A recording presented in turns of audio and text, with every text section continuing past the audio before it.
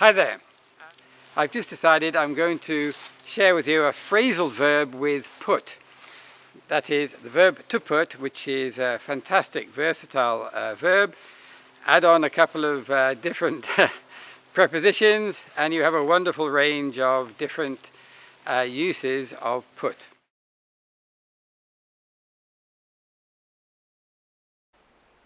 So here's a short phrasal verb test with put. Read these phrases. Some of them you will know, I'm sure, because they are fairly simple. Others a little bit more particular. And then you can check after I've said all of these phrases with some voice intonation. I'll do some slides at the end and you can check your understanding of all the meanings. So here they are. Okay. Put, preposition is on. Okay, put on your coat and we'll go. Can you put on the television, please? Just put the book on the table, okay? You've bought a new Ferrari. You're putting me on. That's a good one. Change preposition. Put off. Put off the light, it's too light in here. 2. I was put off by the really awful smell of that cheese. I'm sorry, we have to put off the meeting until Thursday. Change preposition. Put up. Just put the notice up on the board there. Just to make it more exciting, here's a 3-word with 2 prepositions to put up with. How do you put up with those terrible children screaming all the time? That's true. My kids scream all the time. There are more, but it's just a quick video on some popular ones. Okay, put away. Can you put away your clothes, please? There's a mess everywhere. A few phrasal verbs with put. If you want to have a look to see if you understood the meaning, then there's a couple of slides to explain in a bit more detail the particular meaning. Great, okay, so don't forget, subscribe to my channel. It helps me a lot. Like the video, share it with your friends, and see you in another video. Goodbye. Okay, here we are. The first one is quite easy, is when you actually cover yourself or part of your body, or you wear something like any piece of clothing or a watch or other accessories or jewelry.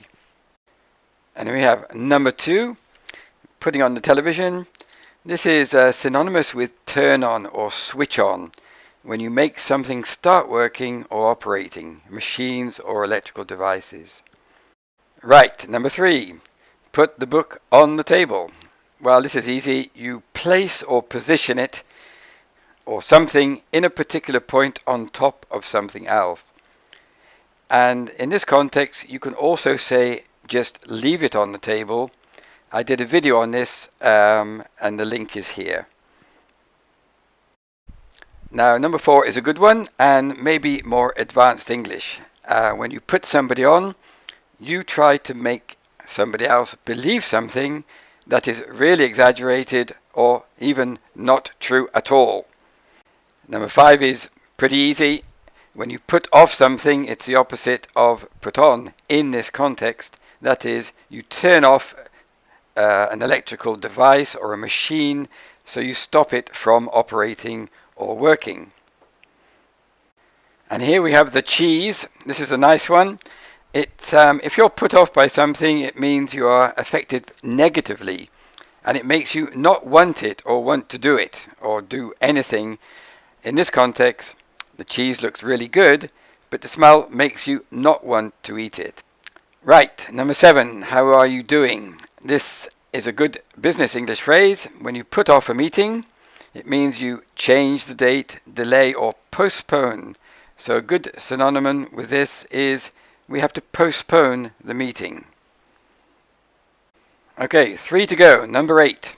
This is quite easy, I think. Put a notice, something up on a board. This is when you place or position by fixing it to an object like an upright wall or a post or a notice board. Number 9. When you put up with an unpleasant situation, like my terrible children. This is when you accept or tolerate something that is usually not positive, but you do so with patience. And the last one, number 10. You put away something. This is when you tidy up, you put things back, or you put things in their usual places. They could be visible or inside something like a drawer or a cupboard, but they are in order. They are put into their usual place. Okay, well, there you go. There are so many phrasal verbs with put, it's impossible to do one video with all of them because it would be 20-30 minutes. But if you knew some or most of these which I've selected here, then well done. If you knew all of them, then your English is really good because one or two of these were not particularly common. And if you have learnt something here, you can use these phrasal verbs to replace other verbs you might use, and that increases your range of English. I hope you enjoyed this short test on put, phrasal verb, and I look forward to seeing you in another video. Goodbye from me. And don't forget that I do offer Skype lessons, personalized Skype lessons for you to really practice your spoken English and your production.